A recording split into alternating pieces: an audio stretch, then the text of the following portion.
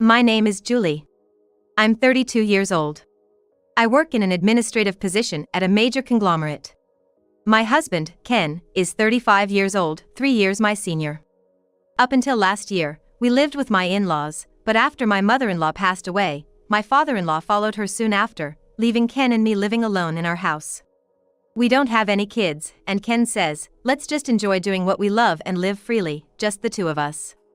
We're a couple who enjoy a carefree lifestyle. However, recently Ken has been coming home late from work. Hey, you've been coming home late recently, is work busy? After my parents passed away one after the other, I've been feeling down. Focusing on work helps distract me and makes things a bit easier. Ken said, looking distressed. It must be hard for him, grieving the loss of both parents. There are also times he comes home late because he went out drinking with colleagues, so I decided to leave him be if it helps distract him. But now, not only on weekdays, he often goes out alone on weekends too. And sometimes he comes home close to midnight or even after the date changes. Since his parents passed away, Ken's increased outings have made me increasingly suspicious. I once asked Ken about it. Don't you think you've been going out too much lately? Let's go out for dinner together sometimes.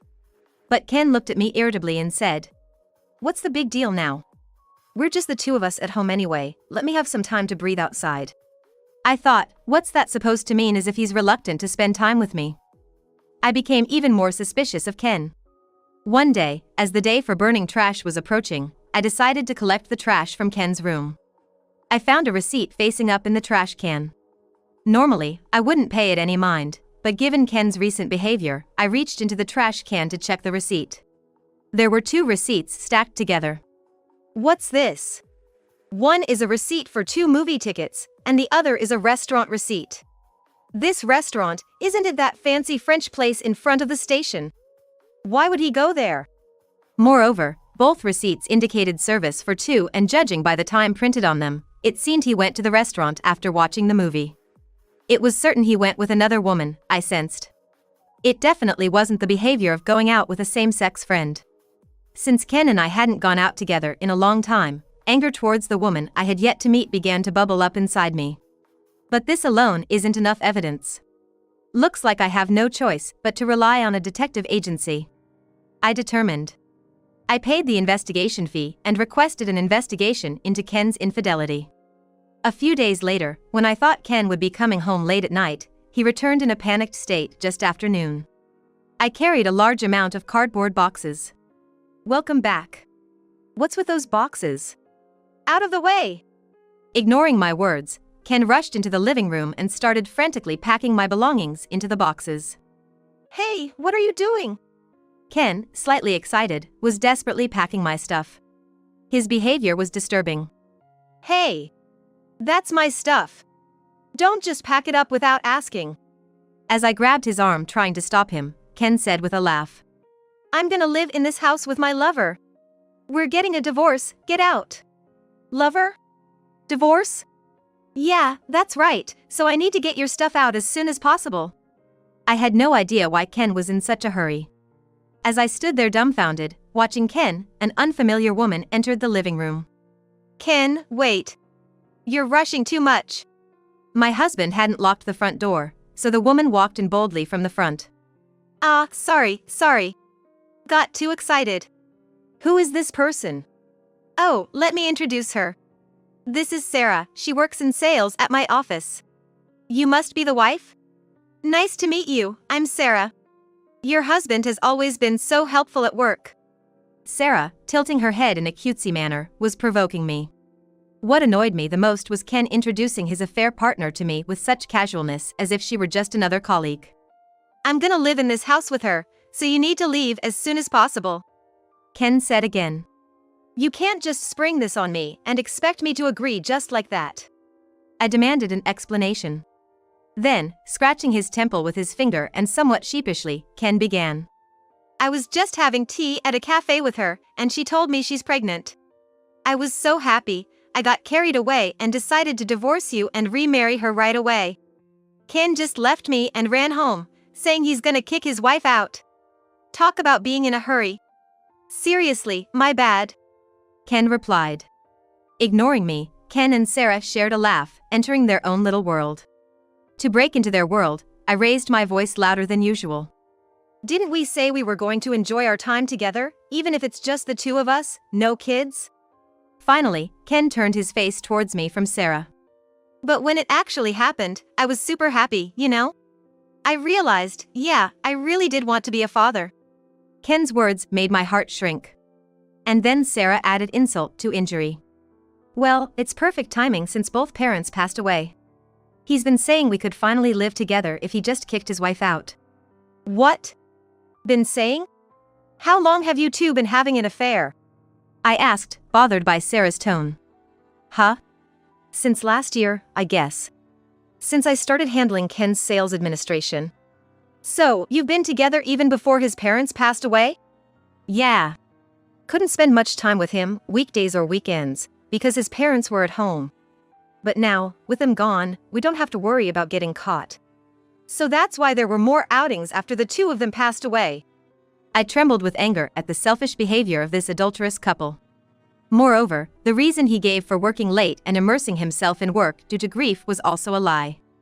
I could hear the sound of my feelings for Ken cooling down deep inside me. I asked Ken calmly, "Are you really okay with getting divorced?" Pressing for an answer, Ken yelled back, "Stop nagging! I'm gonna live happily with Sarah and our upcoming baby." His expression was full of anger, a stark contrast to the happiness he showed earlier. Convinced he was in a winning position, I couldn't help but laugh. Haha, oh, this is hilarious.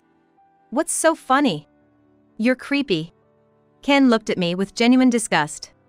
As he laughed, unaware of an important detail, I decided to enlighten him. I don't mind the divorce, but this house and land were inherited from your late parents to me. So the ones who are leaving will be you guys, nuts. What? Oh, my apologies, the one who's leaving is you. I inadvertently let slip in rude language and quickly corrected myself. What do you mean it's inherited by you? Normally, it should be me, the actual son, right? Unfortunately, the house is in my name. Why the heck is that happening? Explain. Ken, with an incredulous look, demanded an explanation. And rightly so, since he was being told that his own family home wasn't his. The truth is, my in-laws gifted me this house through a living will while they were still alive. A living will? I've never heard a word about this. I figured as much. Your parents were worried about how carelessly you handle money, so they entrusted the house to me. With property taxes on the house, they probably felt it was too risky to leave it in your hands, given your lack of financial sense. Ken was notoriously extravagant with money. He had a passion for motorcycles, often splurging on parts and whatnot. There were times he'd spend his entire paycheck and, trying not to let me find out, would borrow money from his parents. Ken thought I was unaware of this, but I was well informed by my in-laws. You really weren't trusted by your own parents, were you? Otherwise, they wouldn't have made their son's wife the homeowner. Shut up! Damn it, what unnecessary thing did my folks do? Ken looked extremely foolish complaining about the deceased. Then, as if struck by a sudden idea, he brightened up and said, "That's right, there should be inheritance tax. There's no way you, with just a clerical job, could afford that." Is this guy an idiot? It's been gifted through a living will, so obviously, the payment's been settled. I thought, dumbfounded. I felt no obligation to enlighten him, but I was tempted to correct his assumption about my salary being low. Do you think they'd done nothing about inheritance tax? My in-laws gifted me just under the tax threshold each year, so I didn't have to pay anything extra. Seriously? Ken was taken aback, unaware of such a strategy. And about my salary, it's actually higher than yours. No way! You're doing just a clerical job! I was irked by the term just a clerical but chose to ignore it. My company pays well even for clerical roles, and the bonuses are significantly above average. It might be hard for you to imagine, working at a small company. Even a clerical work can earn this much. Ken clenched his fist and glared at me. How can you say that when you're always leaving work on time and seem so relaxed at home before me? I won't accept that you earn more than I do. There's nothing to admit, I've been the one earning more ever since we got married. No way. Ken, shocked to his core, looked like he was about to cry any moment. You thought I was making about the same as she since she's also in an administrative job, didn't you? I hit the nail on the head, and Ken twitched. Untrusted by your own parents, out-earned by your wife, you've got nothing going for you right now. As I said that, Ken, mixed with shame and frustration, snapped back in a voice filled with indignation. All this time, working hard in sales, you were looking down on me every month when you saw my paycheck. I've never thought that. We don't have kids, so we can live comfortably as is. I'm not that kind of woman. I made it clear to Ken that I wasn't such kind of woman. No, you definitely looked down on me. But it seemed Ken was no longer willing to listen to me. I felt sad about what our marriage had come to. Then, Ken finally blurted out. You've been conspiring with my folks behind my back, taking everything from me. I can't stand being in this house with a cunning woman like you. I'm divorcing you. I'll let you have this house because it makes me sick. Wait, that's not it. Huh? What do you mean? Sarah, who had been quiet until now, cut into the conversation. This house is fully paid off, so no rent. You said you'd make me a stay-at-home wife, didn't you? Making such promises, what a man. I can't say that anymore. Keep working like you always have. What? That's terrible. How can I keep working as usual when we're going to have a baby? I wanted to block my ears from their escalating argument. I wished they'd take this outside. I wanted to end this situation, so I let Ken in on another truth he didn't know. Don't worry, Sarah. You can always rely on your other boyfriend. Sarah was shocked by the sudden exposure of her having another lover. How do you know? Hey, what's this about another lover, Sarah? Were you cheating on me too? You're the same kind since you've been cheating on me. I thought in disgust. A low-grade comedy sketch unfolded before me, and my abs were on the brink of collapse. Unconcerned about me, the argument between the two escalated. Cheating? You're cheating too, with me, Ken. Who do you think you are? But you told me I was the only one for you. Were you lying to me? That's rich coming from you. Weren't you the one who lied about this house being owned, Ken? I honestly didn't know. It's not like I lied on purpose. Can't trust you. Ken seemed about to grab Sarah in anger. I didn't want any violence in this house, so I hurriedly stepped between them. Now, calm down, it's okay, Ken. Sarah's other boyfriend is married, too. You knew that too? Yes. When I suspected you of cheating, Ken, I hired a detective. Of course, I found out about Sarah right away. Then I had them dig a little deeper into Sarah. Turns out, you're not the only married man she's seeing. Sarah bit her lower lip and looked down. But it seems like her other boyfriend has no intention of leaving his wife. So, Ken, you're in luck. I nudged Ken's shoulder lightly. Are you out of your mind? Yes, I've been sane the whole time. My feelings for you cooled off completely after you started packing my things. As you wish, I'll grant you a divorce. You mentioned hiring a detective, right? Yes, I did. So, you knew I was cheating and kept quiet about it for a while? That seems to be the case, yes. At my words, Ken made an indescribable face.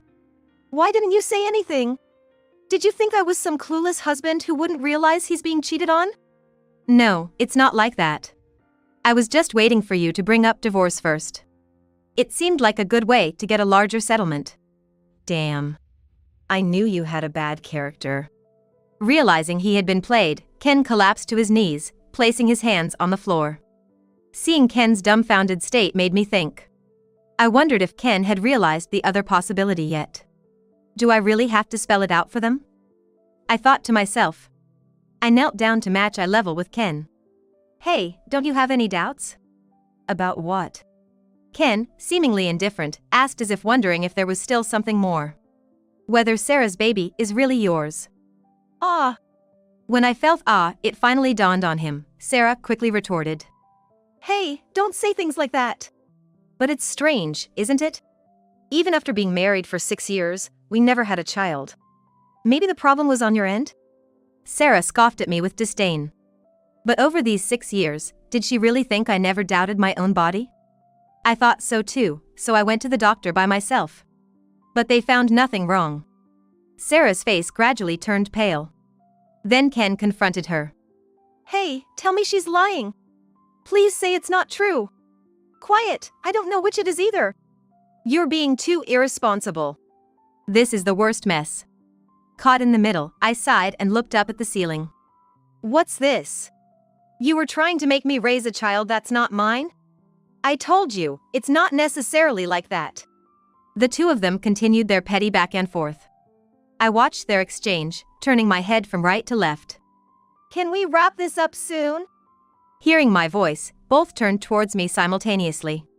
Having witnessed their intense exchange, my neck was at its limit. I looked Sarah directly in the eyes. Sarah, I'm going to sue you for damages. You would do something so cruel to me while I'm pregnant? There's no room for sympathy for you once you've cheated. Don't forget the terrible thing you did by destroying someone's family. Unable to say anything, Sarah just swallowed hard and kept silent. Then, I turned to Ken, demanding alimony from him in the same manner. I'm sorry. I was out of my mind. Please reconsider the divorce. Being kicked out of the house, living with a child that might not even be yours and you're a fair partner, you wouldn't want that, right? That's why you wouldn't want a divorce. Ken desperately nodded while looking into my eyes. However, my feelings for Ken had already changed, not enough to reconsider. I stepped away from Ken and said in as cold a voice as I could muster. Please handle the rest through a lawyer. Faced with my firm stance, Ken suddenly changed his attitude. What's wrong with you, such a heartless woman? Don't you have any feelings for me anymore? After all the cheating and betrayal, and suddenly trying to move in with your mistress while packing my belongings in boxes and trying to kick me out, who's the heartless one here? Ken had no comeback to the truth I spoke. Ken and I glared at each other for about 10 seconds. Then, suddenly, Ken averted his gaze and spat out. You'll regret it later, being a divorced woman in her 30s. Just you wait and live your lonely days. That must have been the only comeback he could think of. Poor man, I thought. Unfortunately, as long as I work at my current job, I won't have financial troubles. Plus, I heard divorced women in their early 30s are quite popular. Even faced with my composure, Ken twisted his mouth and glared at me. Then, Ken left the house with Sarah. They finally left. I sighed deeply and sank into the sofa. Oh, I need to contact a lawyer. I started searching online for a law firm specializing in alimony issues. After the divorce was officially decided, I lived alone in this house for a while. 3 months flew by quickly, and I was living a peaceful life while working. What nice weather. I made myself a cup of tea and savored the relaxed morning of my day off. Then, the doorbell rang. Who could it be this early in the morning? Curious, I checked the monitor and saw Ken, whom I thought I had divorced. Hello? I couldn't hide my irritation at having my precious time off ruined, and I snapped coldly. The moment my voice came through the intercom, Ken lifted his eyes, which he had been keeping down. Jelly, please open up, I've got something I want to talk about. Ken seemed to be in a hurry for some reason. Whether he was too close to the camera or not, seeing Ken's face in extreme close-up on the monitor was unbearable. I have nothing I want to talk about with you. Oh, there was one thing. Hurry up and pay the alimony already. Ken had been behind on his alimony payments. Not that it really affected my living situation, but the thought that he might believe he could get away with not paying was somewhat irritating. That's what I wanted to talk about. I want to meet and discuss this face to face. Suddenly, Ken disappeared from the monitor. Panicked about what he might be up to, I hurriedly opened the door to check. There was Ken, prostrating himself on the front step. Hey, cut it out! Despite the public path nearby, Ken, oblivious to his surroundings, finally broke me down, and I led him inside the entrance. Prostrating yourself? What were you thinking? You're still as inconsiderate as ever. I'm sorry. Ken was much more subdued than the last time we met. So, what brings you here all of a sudden? I'm not reducing the alimony. Just hear me out. I had expected as much. Given the delay in alimony payments, I could guess the state of Ken's current living situation. After we divorced, I started looking for a place with Sarah. But, in New York, it's pretty expensive. That's true. Especially with a baby on the way. A one-bedroom apartment must be cramped, right? Besides, Ken was known to blow money on hobbies and luxuries, so he probably didn't have any savings. In the end, we rented an apartment, but living in such a small space with 2 people, it gets stressful. Sarah's salary isn't high, and with my income, we can't live like we used to and pay rent, let alone save money or afford alimony. Well, if you were spending on hobbies and dining at fancy hotels, of course, you'd have to cut back.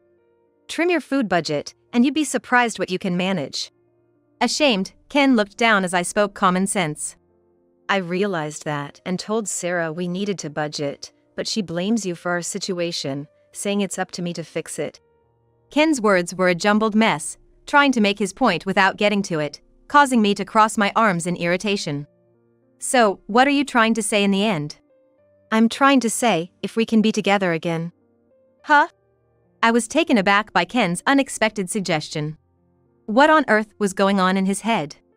Get back together? You remarried Sarah, didn't you? That was last week. We got divorced. Already? Had this man experienced both marriage and divorce within 3 months? Sarah got fed up with the frugal lifestyle and left, leaving a divorce note. My parents, knowing the situation, said they'd pay the alimony to you. That's good to hear. I was surprised that Sarah intended to pay alimony, but relieved it seemed I'd be able to recover it successfully. And what about you? Ken placed his hands on his knees and hung his head. That's why I'm asking for a do-over. It's hard paying rent while also covering alimony. Do you even realize how selfish you're being after causing all this mess? Of course I do.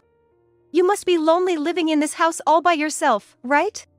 I thought Ken might have reflected a bit, but realizing he still considered himself in a superior position by implying I was lonely showed his true colors. Is that how you ask for a favor? With unnecessary comments. It's amazing you managed to work in sales with that attitude. Look at you, getting all high and mighty just because someone's trying to be humble. That's your true nature. Ken grimaced as if he realized he'd made a mistake. He wanted to get back together and return to a better standard of living but didn't want to be in a position lower than mine. There's no way I could go back to being with someone as selfish as Ken. Sorry, but I'm not getting back together with you. Why not? You must be lonely living all by yourself. Wouldn't it be convenient for both of us if we got back together? It might be convenient for you. The reason we can't get back together is that I'm already seeing someone. Ken must not have expected me to have a new partner. He stood there, mouth agape. You've got a new boyfriend within 3 months of our divorce? What a player! I don't need to hear that from someone who married and divorced within 3 months. I've always thought so, but Ken seems to lack the ability to see himself objectively. There are way too many boomerang comments. What kind of guy are you even dealing with? A colleague from the same company. We're the same age, by the way. He's in sales, just like Ken, but he earns more than Ken and doesn't seem to waste money. Plus, he's mentally stable. Are you mocking my salary again? At least he's not someone whose money disappears as soon as he spends it. Plus, you know, when the company was making fun of my divorce, he was the one who approached me.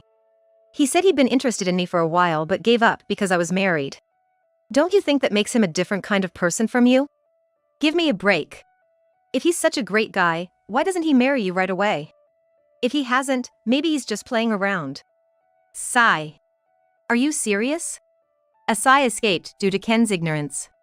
Plus, from today, he'll be living here. His stuff is arriving this afternoon. So, I won't be seeing you ever again. Too late, huh? Did he think there was a chance to get back together with me? I wanted to applaud his optimism. That's the situation, so please go back and don't come here anymore. You're gonna get tired of your new boyfriend too. It's just your personality. Don't come crying to me when that happens. Rest assured. Even if we break up, I'll never come crying to you.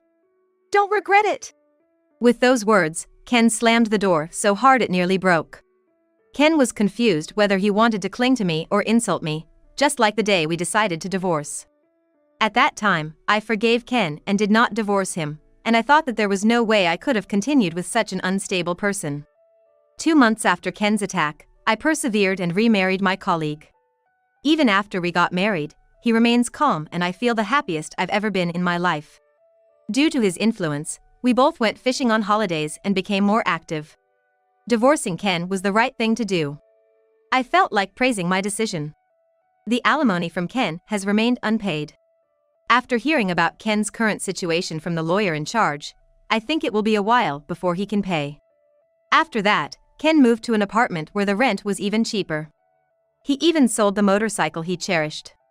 He's cutting down on daily meals to essentials like beans, saving almost all his salary for the alimony payments. But what's even worse, it seems Sarah, who was supposed to be divorced, has come back to Ken's place. Sarah went back to her parents' house, but apparently, they told her to get child support from Ken. Ken seems to be more worn out than ever, struggling with the triple burden of my alimony, his living expenses, and child support for Sarah. However, hearing about my ex-husband's situation didn't stir anything in my heart. I just listened silently to the reports from the lawyer. Ken proposed to reduce the alimony again, but I rejected it.